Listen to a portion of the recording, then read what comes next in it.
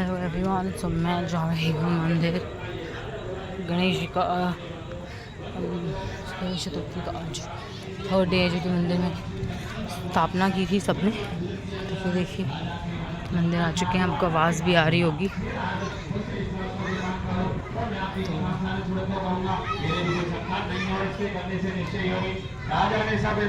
सुनकर व्यापार से निवृत्त होकर वे आनंद के साथ घर हो गया। साधु ने अपनी स्त्री से संतान देने वाले उस व्रत का समाचार सुनाया और कहा कि जब मेरी संतान होगी तब मैं इस व्रत को करूंगा।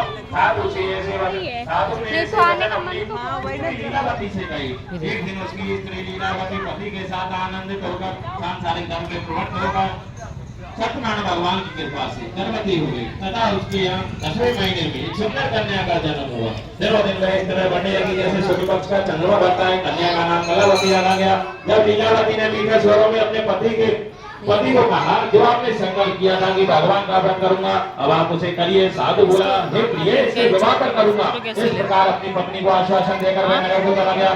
कलावती को प्राप्त हो रही थी। साधु ने जब नगर में सखियों को अपनी पुत्री के साथ खेलते हुए देखा तो तुरंत दूध को बुलाकर कहा कि पुत्री के वास्ते कोई सुयोग बन देख कर लाओ। साधु की आज्ञा पाकर दूध कंचन नगर जा पहुंचा और बड़ी खोजबीन कर और देखभाल कर लड़की के लिए सुयोग बनी पुत्र को ले आया। उस सुयोग लड़के को देखकर साधु ने अपने बंधु बांधवों से प्रसन्न अपनी पुत्री का विवाह उसके साथ कर दिया, किंतु दुर्भाग्य से विवाह के समय भी वे व्रत करना भूल गया।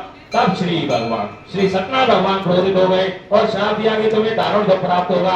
अपने कार में कुशल साधु बनिए जमाता सहित समुद्र के समीप स्थित रतनपुर नगर में गए और वहां दोनों ससुर जमाई चंद्रकेतु राजा के उस नगर में व्यापार करने लगे।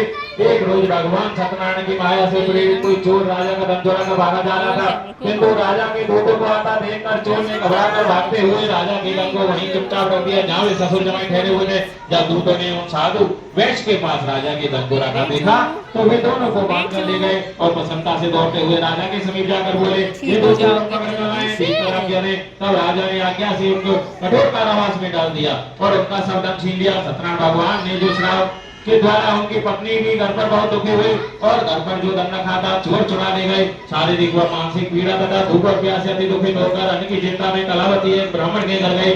माँ उसने सत्यनारायण भगवान का व्रत होते हुए देखा, फिर कथा सुनी तथा प्रसाद ग्रहण कर रात को घर आई। माता ने जब कलावती से पूछा कि हे पुत्री, अब तक कहाँ रही हुआ, तेरे मन में क्या है? कलावती बोली, हे माता, मैंने एक ब्राह्मण के घर में श्री सत्यनारायण भगवान का व्रत होते हुए देखा है।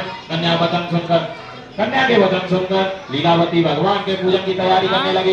लीलावती ने परिवार और बंधुओं सहित श्री सत्यनारायण भगवान का पूजन किया और वर मांगा कि मेरे पति और दामाद शीघ्र आ जावे। साथ ही प्रार्थना की कि हम सबका अपराध क्षमा करो। सत्यनारायण भगवान के व्रत से संतुष्ट हो गए और राजा चंद्रकेतु को स्वप्न में दर्शन देकर कहा कि राजन, दोनों वैश्यों को प्रातः ही छोड़ दो और उनका सब धन जो तुमने ग्रहण किया है उसे दे दो, नहीं तो मैं तेरा धन, राज्य, पुत्र आदि सबको नष्ट कर दूंगा। राजा से ऐसे वचन कहकर भगवान अंदर जान हो गए। प्रातःकाल राजा चंद्रकेतु ने सभा में अपना स्वप्न सुनाया।